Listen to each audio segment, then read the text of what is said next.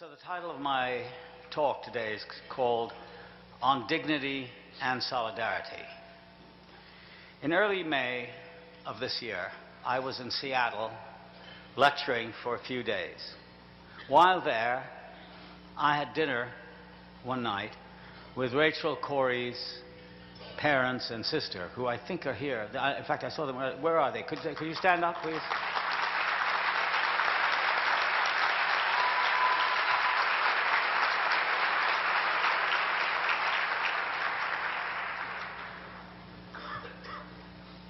And I'm going to speak impressionistically, Craig, and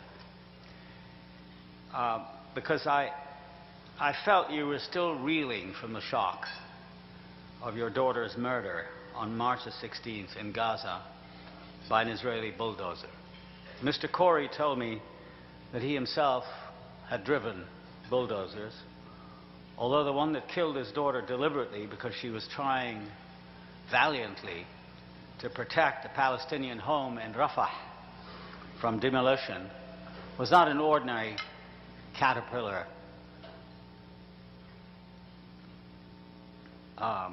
bulldozer, but a 60-ton behemoth specially designed by Caterpillar. And there's a project right there, to demonstrate and prevent as many of these Caterpillar special house demolishing caterpillars from ever getting there. A mass action that as Americans we can do. They're specially designed to destroy homes. They have no other purpose. And it's a far bigger machine, he said, than anything he had ever seen or driven. Two things struck me about my brief visit with the Corries. One was the story they told me about their return to the U.S. after their daughter's funeral. They had immediately sought out their U.S. senators, Patty Murray and Mary Cantwell, who are both Democrats, told them their story, and received the expected expressions of shock, outrage, anger, and promises of investigations. After both senators returned to Washington, the Corries, at least when I saw them in May, never heard from them again. And the promised investigation hasn't yet materialized, although there is talk about it, and there is talk that the senators are working behind the scenes to do something. As expected, the Israeli lobby had explained the realities to them, and both senators simply begged off. An American citizen was willfully murdered by the soldiers of a client state of the United States using a United States-built instrument of death, a terrorist instrument, without so much as an official peep or even the routine investigation that had been promised her family. But the second and far more important aspect of the Rachel Corrie story, for me, was the young woman's action itself, heroic and dignified at the same time.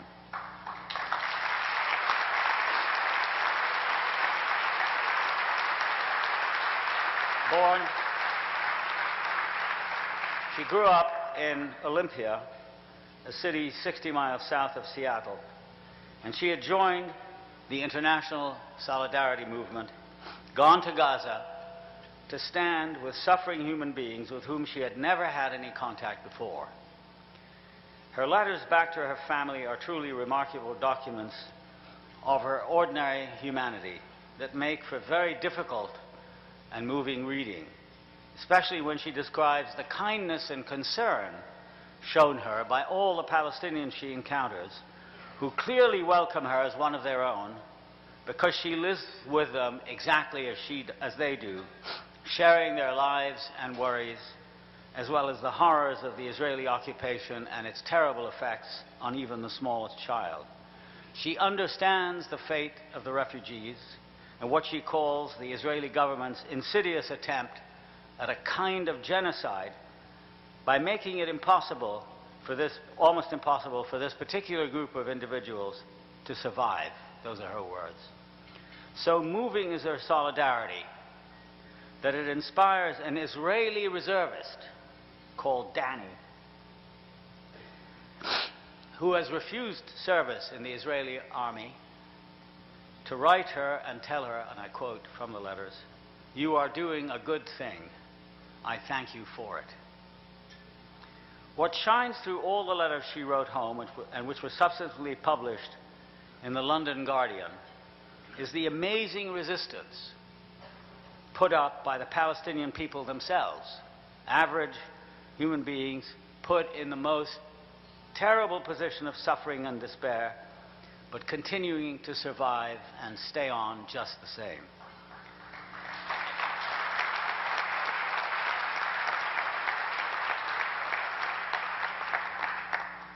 We've heard so much recently about the roadmap and the prospects for peace that we seem to have overlooked the most basic fact of all, which is that Palestinians have refused to capitulate or surrender, even under the collective punishment meted out to them by the combined might of Israel and the United States.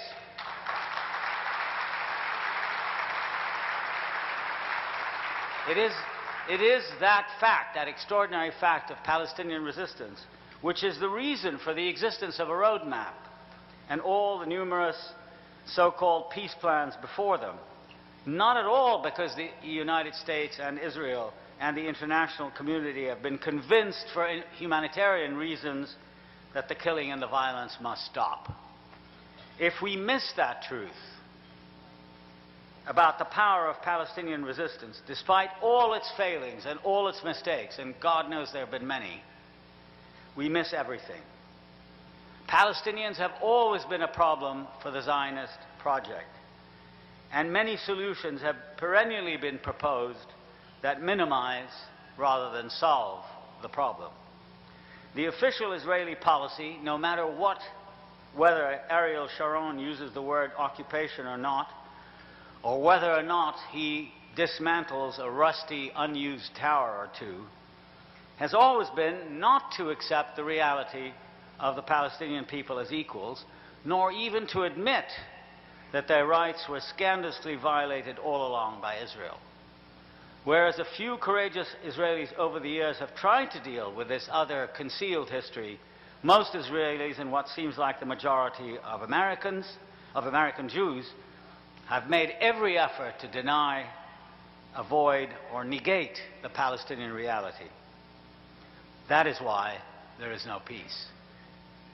Moreover, the roadmap, as I told the Secretary yesterday, the roadmap says nothing about justice or about the historical punishment meted out to the Palestinian people for too many decades to count.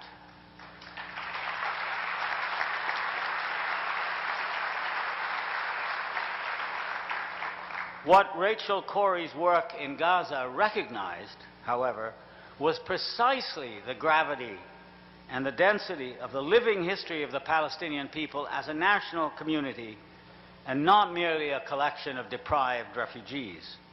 That is what she was in solidarity with. And I want to remind you that that kind of solidarity is no longer confined to a small number of intrepid souls here and there, but is recognized the world over. 5 years ago, Rachel Corrie would not have gone to Palestine. She wouldn't perhaps have heard about it. Now, the situation has changed. In the past 6 months, I have lectured in 4 continents to many, many thousands of people.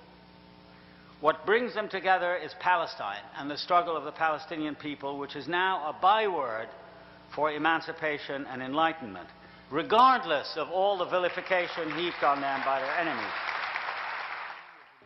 The late Professor Edward Said speaking in Washington in June. Back in a minute.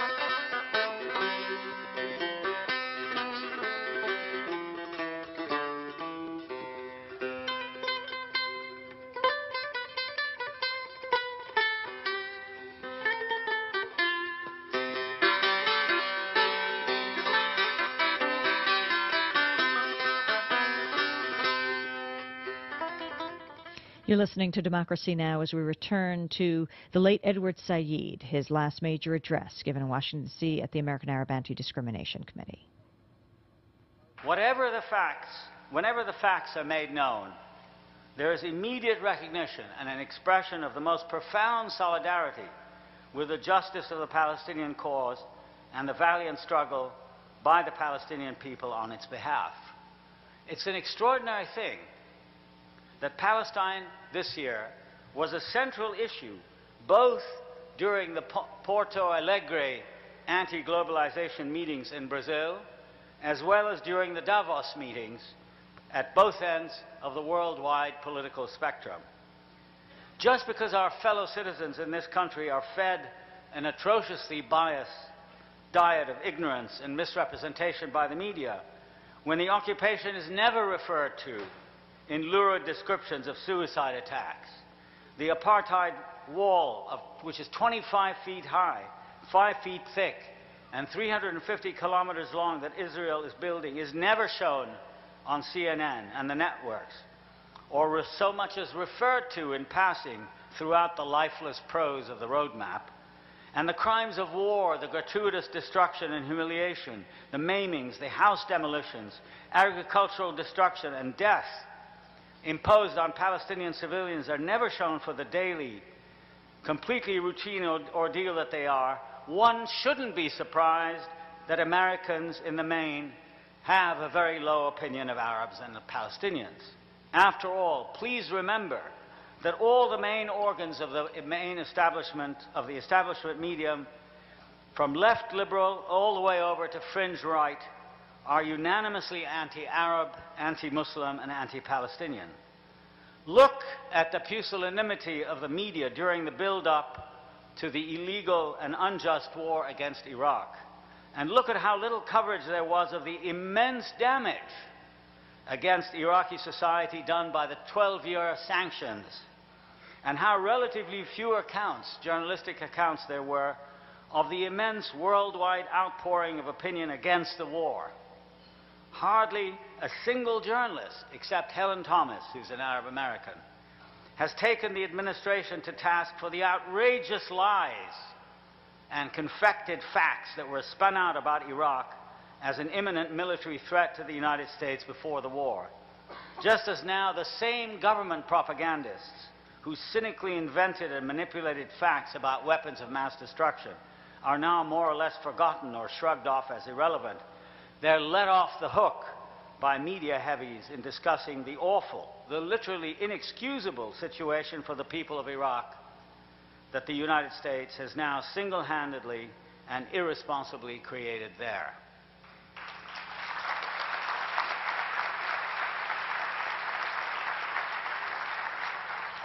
However else one blames Saddam Hussein as the vicious tyrant that he was, he had provided the people of Iraq with the best infrastructure of services like water, electricity, health, and education of any Arab country. None of this is any longer in place.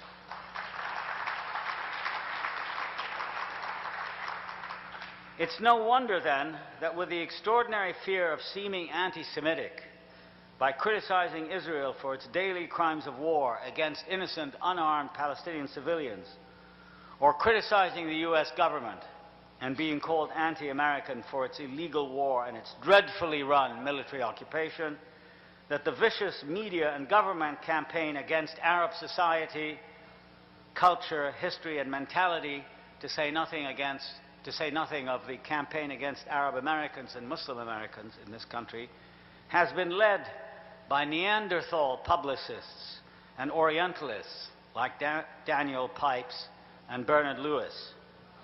This has cowed far too many of us into believing that Arabs really are an underdeveloped, incompetent, and doomed people, and that with all the failures in democracy and development, Arabs are alone in this world for being retarded, being behind the times, unmodernized, and deeply reactionary.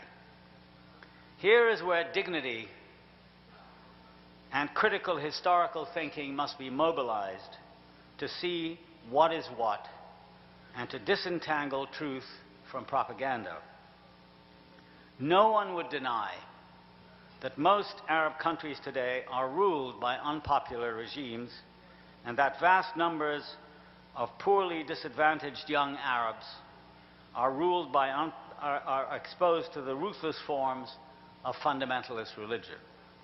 Yet it is simply a lie to say, as the New York Times in its editorials and in its news reporting regularly say, that Arab societies are, quote unquote, totally controlled, and that there is no freedom of opinion, no civil institutions, no functioning social movements for and by the people.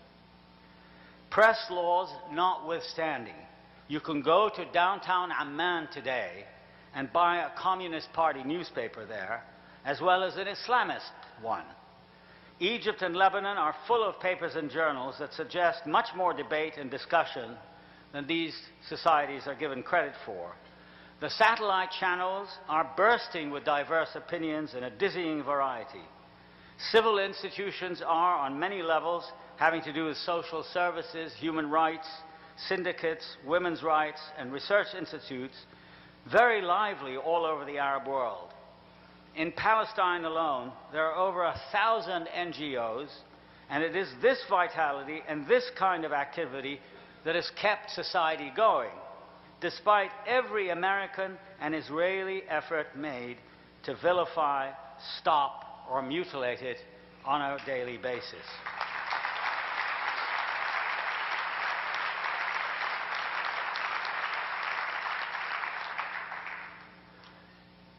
And if you compare, as I think it's salutary to do, the American media and its reporting, especially the leading newspapers like the Post here or the New York Times on the op-ed page, or Fox or CNN, you compare those with the satellite, the Arab satellite channels, or the newspapers that one can read, you know, published in London, published in Beirut, published in Cairo, etc.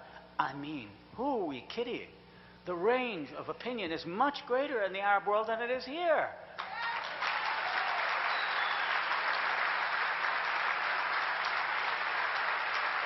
They've sold us, this propaganda campaign has made even Arabs believe the lies about them that, of course, are being put out by people who wish them no good, but want to portray them as sort of retarded, primitives who are basically trivial and sort of out of it in general. Under the worst possible circumstances, Palestinian society has neither been defeated nor has it crumbled completely. And this is, of course, Sharon's predicament.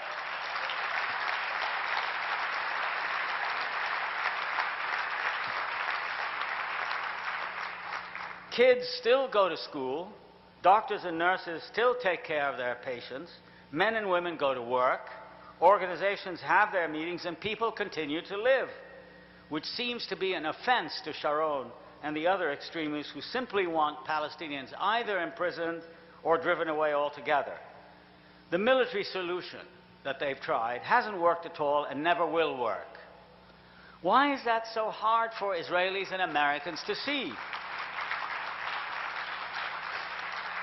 So I want to suggest that it's our role to help them to understand this, not by suicide bombers, but by rational argument, mass civil disobedience, by organized protest here and everywhere.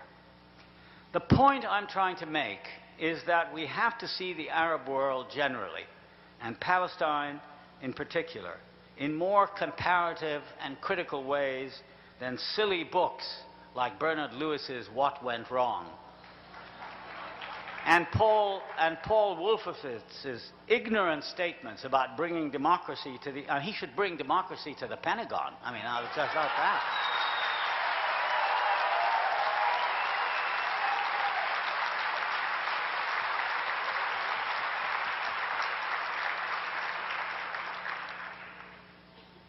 His arguments about bringing democracy to the Arab and Islamic world can even begin to suggest whatever else is true about the Arabs. There is an active dynamic at work because as real people they live in a real society and not in some, daydream or a wet dream invented by Paul Wolfowitz and Richard Pearl. with all sorts of currents and countercurrents in it that can't easily be caricatured as just one seething mass of violent fanaticism. The Palestinian struggle for justice is especially something with which one expresses solidarity, rather than endless criticism and dismissive, frustrating discouragement and crippling divisiveness. Remember the solidarity shown towards Palestine here and everywhere in Latin America, Africa, Europe, Asia, and Australia. And remember also that there is a cause to which, a real cause, to which many people have committed themselves, difficulties and terrible obstacles notwithstanding. Why? Because it is a just cause, a noble ideal, a moral quest for equality and human rights. I want now to speak about dignity, which of course has a special place in every culture known to historians, anthropologists, sociologists, and humanists. I shall begin by saying immediately that it is a radically wrong, orientalist, and indeed racist proposition to accept the fact or the notion or the theory that unlike Europeans and Americans, Arabs, and we're told this all the time in the media, Arabs have no sense of individuality, they have no regard for individual life, no values that express love and intimacy and understanding, that are supposed to be the exclusive property of cultures like those of Europe and America that had a Renaissance, a Reformation, and Enlightenment. Among many others, it is the vulgar and jejune Thomas Friedman who has been peddling this absolute rubbish, which has all, alas,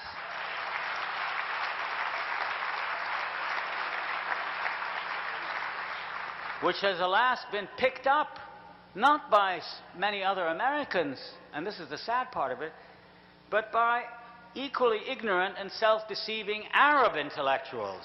I don't need to mention any names here, who have seen in the atrocities of 9/11 a sign that the Arab and Islamic worlds are somehow more diseased and more dysfunctional than any other, and that terrorism is a sign of a wider distortion than has occurred in any other culture.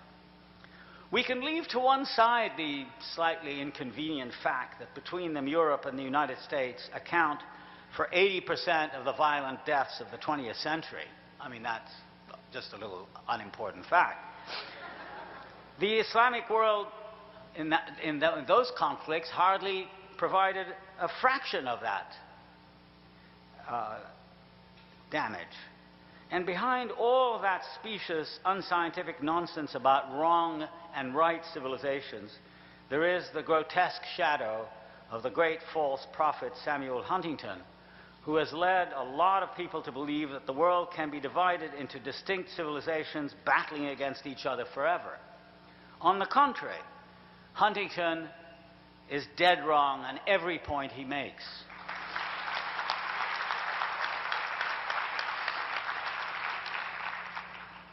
No culture or civilization exists by itself.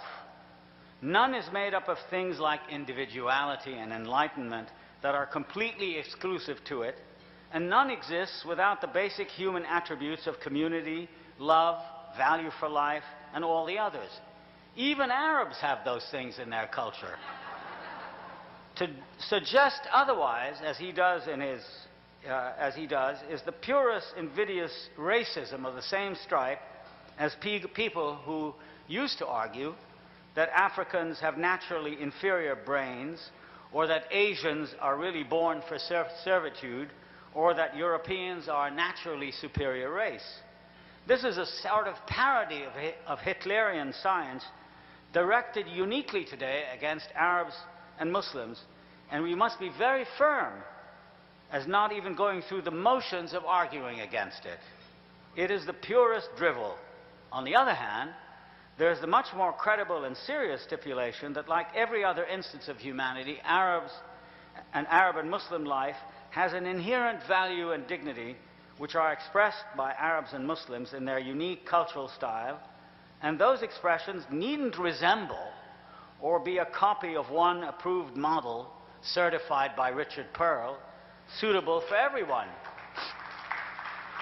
The whole point the whole point about human diversity is that it is in the end a form of deep coexistence between very different forms of individuality and experience that can't all be reduced to one superior form that we should all follow, you know.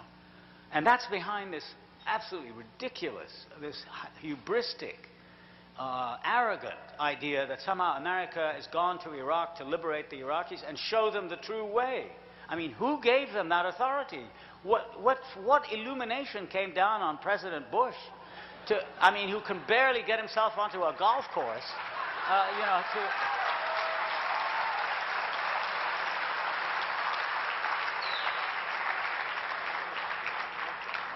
This is the spurious argument foisted on us by pundits all over the mainstream media who bewail the lack of development and knowledge in the Arab world. And alas, it's been picked up by the United Nations in that Arab Human Development Report, which is full of the most immature and puerile generalizations about how many books are translated. For example, they say 300 books have been translated in the Arab world only. Well, how many books have been translated from other languages into America? Only 300, and this is the most powerful, the richest, the most developed culture in the world. If you ask how many books from Arabic have been translated into English, I'll tell you what the figure is in this country. It's 13 books in the last 4 years. That shows how advanced America is, right? And these are the figures that this report bandies about, so that more Arabs feel, oh yeah, we're terrible, we're really behind everybody, and we really have to take it on the chin, and we have to blame ourselves. As some guy I saw on television say, it's a wake-up call for the Arab world. What? As if the Arab world has been asleep, waiting for this guy to wake it up. My God. You're listening to the late Professor Edward Said, his last address in Washington, D.C. on June 15th. He died several weeks ago. We'll be back with him in a minute.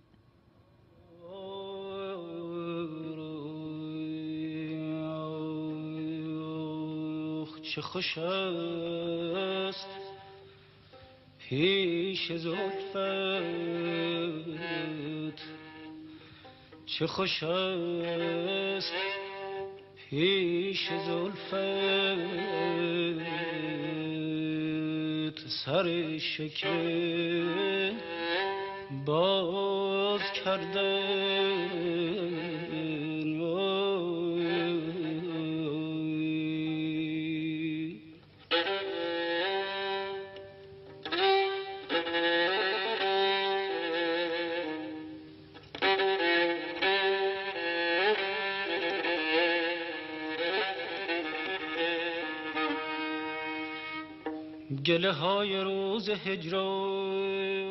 You are listening to Democracy Now!, the War and Peace Report, as we return to the late Edward Said, the last address he gave in Washington, D.C. on June 15th. Professor Said, professor of comparative literature at Columbia University. He died several weeks ago. All one has to do, if one has the sense, is to look at the huge variety of literature, of cinema, of theater, of painting, of music and popular culture produced by and for Arabs from Morocco to the Gulf. Surely that needs to be assessed. And let me, in this connection, mention something that I'm sure most of you don't even know about. Under the worst possible conditions, you know, on the West Bank, Ramallah is a city under siege most of the time. There are curfews. You know, people can't get from one town to another, one part of a town to the other. There's always the fear of getting picked up by the Israelis and detained. There are 5,000 Palestinian prisoners now held onto without charge by the Israelis. In spite of all this, and the bombings, and the house demolitions, etc., there is now a flourishing Palestinian music conservatory, where hundreds of eager kids come for piano lessons and violin lessons and clarinet lessons and cello lessons under fire to teachers who give of their time and of their gifts freely. And now this is spread all over the West Bank, not just in Ramallah, but there is a branch in Jerusalem, there's one in Bethlehem, and so on and so forth. Now, I have some papers here. Could I?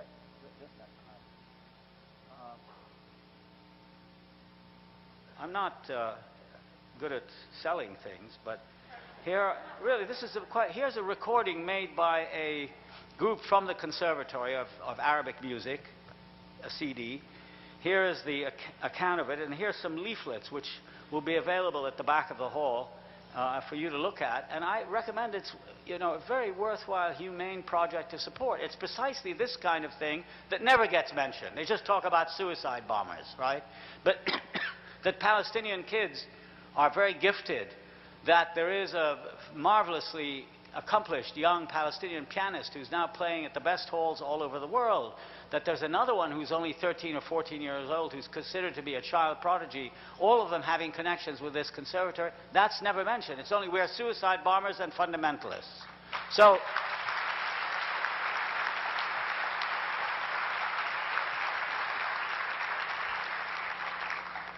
surely those things need to be assessed as indications of whether or not Arabs are developed, and not just how on any given day statistical tables of industrial production either indicate an appropriate level of development or they show failure.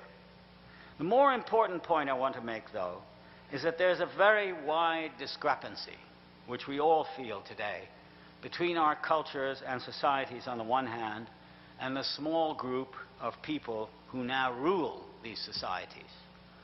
Rarely in history has such mediocrity and such an absence of creativity and independent thought been so concentrated in so tiny and unrepresentative a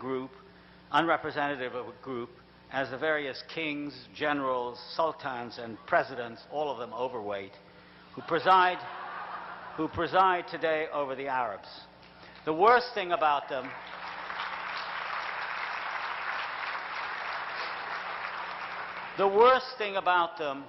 as a group, almost without exception, is that they represent only the lowest, the most uninteresting common denominator of their people. This is not just a matter of democracy, or no democracy. It is that they seem radically to underestimate themselves and their people in ways that close them off, that make them intolerant and fearful of change, frightened of opening up their society to their people, terrified most of all that they might anger Big Brother, that is, the United States. Instead of seeing that their citizens are the potential wealth of their nation, they regard them all as guilty conspirators vying for the ruler's power. This is the real failure. How during the terrible war against the Iraqi people, not a single Arab leader had the self-dignity and confidence to say something about the pillaging and military occupation of one of the most important Arab countries. Fine.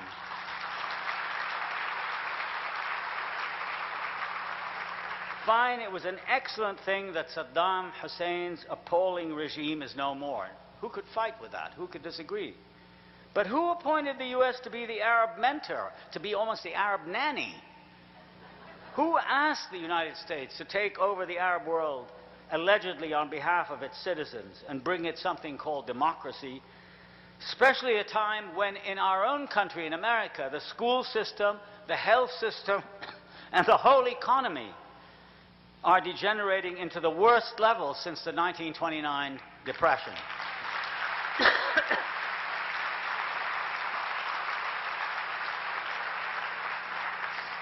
Why was the collective Arab voice not raised against the U.S.'s flagrantly illegal intervention, where the French objected, but the Arabs said nothing, which did so much harm and inflicted so much humiliation upon the entire Arab nation?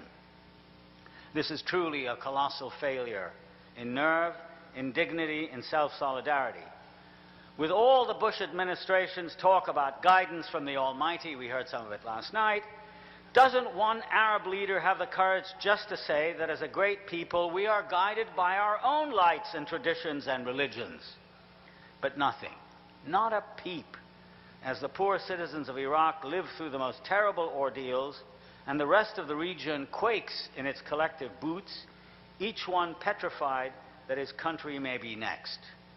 And as for what's happening to Palestinians, Egypt still has commercial and, of course, diplomatic relationships with Israel, as do Jordan and Morocco, all to safeguard their rulers' continuing U.S. patronage.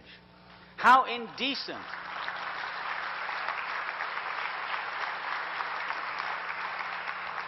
How indecent and indecorous the embrace of George Bush, the man whose country destroyed an Arab, whose war destroyed an Arab country gratuitously by the combined, how indecent it was that the combined leadership of the major Arab countries last week embraced him so warmly. Was there no one there who had the guts to remind George W. what he had done to humiliate and bring more suffering to the Arab people than anyone before him? And must he always be greeted with hugs and smiles and kisses and low bows? Where is the diplomatic and political and economic support necessary to sustain an anti-occupation movement on the West Bank and Gaza? Instead, all one hears is that foreign ministers preach to the Palestinians to mind their ways, avoid violence, and keep at the peace negotiations, even though it has been so obvious that Sharon's interest in peace is just about zero.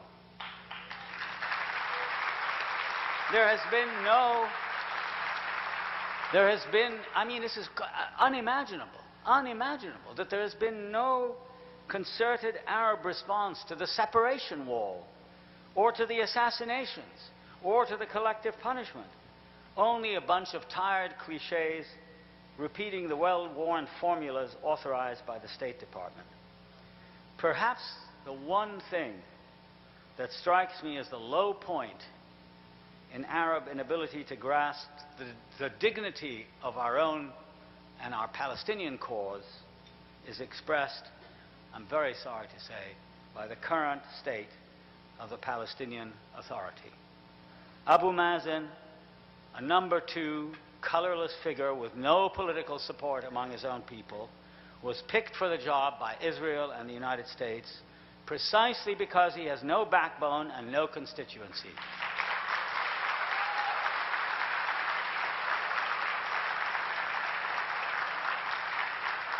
He's not an orator or a great organizer. He doesn't know any languages except Arabic, about which I'm not so sure. And nor is he anything really more than a dutiful aide to Yasser Arafat. And because I'm afraid they see in him a man who will do Israel's bidding. How could even Abu Mazen stand there in Aqaba to pronounce words written for him like a ventriloquist's puppet by some State Department functionary? Instead of saying, I'm not going to read your speech, I'm going to read my speech. He didn't even have the dignity to say that. And he reads a speech in which he commendably speaks about Jewish suffering, but then amazingly says next to nothing about his own people suffering at the hands of Israel. How could he accept so undignified and manipulated a role for himself? And how could he forget his self-dignity as the representative of a people that has been fighting heroically for its rights for over a century, just because the U.S. and Israel have told him that he must?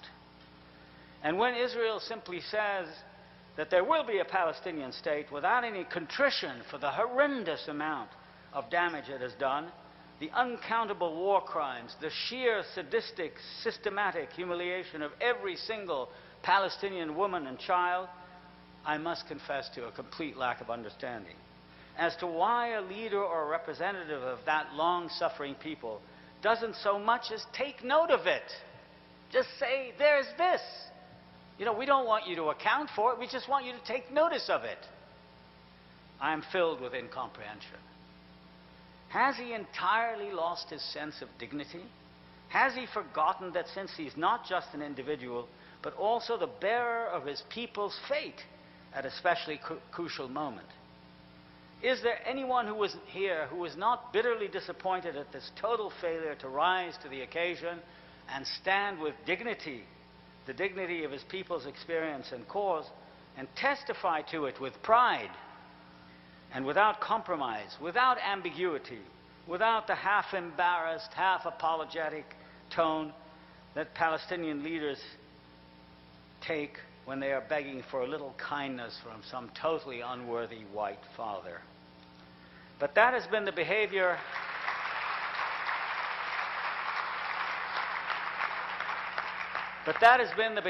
of Palestinian leaders since Oslo, and alas, even since Hajj Amin, a combination of misplaced juvenile defiance and plaintive supplication.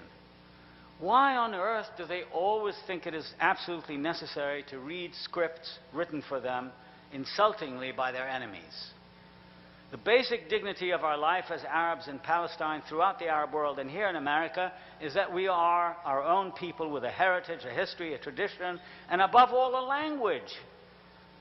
It needn't be Arabic, it could be English, but it's our language as Palestinians that is more than adequate to the task of representing our real aspirations, since those aspirations derive from the experience of dispossession and suffering that has been imposed on each Palestinian since 1948. Not one of our political spokespersons, the same is true of the Arabs since Abdel Nasser's time, ever speaks with self-respect and dignity of what we are, what we want, what we have done, and where we want to go. Slowly, however, and I conclude here, the situation is changing. And the old regime, made up of the Abu Mazins and Abu Ammars of this world, is passing and will gradually be replaced by a new set of emerging leaders all over the Arab world. Leaders who are more self-confident and who have a better idea of themselves than the old leaders did. The most promising is made up, I think, of a new Palestinian organization whose members are called the National Political Initiative in Palestine. They are grassroots activists whose main activity is not pushing papers on a desk, nor juggling bank accounts, nor looking for journalists to pay attention to them, but who come from the ranks of the professionals, the working classes, and young intellectuals and activists, teachers, doctors, lawyers, working people who have kept society going while also fending off daily Israeli attacks. Second,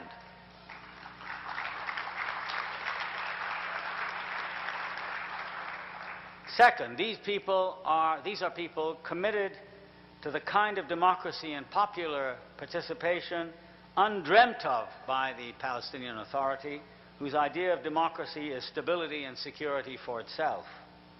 Lastly, they offer social services to the unemployed, health to the uninsured and the poor, proper secular education to a new generation of Palestinians who must be taught the realities of a modern world, not just the extraordinary worth of the old world.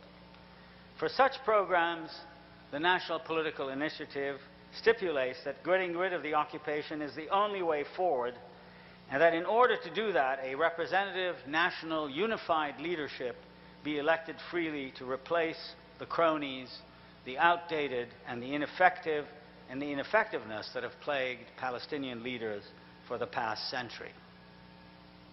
Only if we respect ourselves as Arabs and Americans, finally, and understand the true dignity and justice of our struggle, only then can we appreciate why, almost despite ourselves, so many people all over the world, including Rachel Corrie and the two young people wounded with her from ISM, Tom Herndal and Brian Avery, have felt it possible to express their solidarity with us.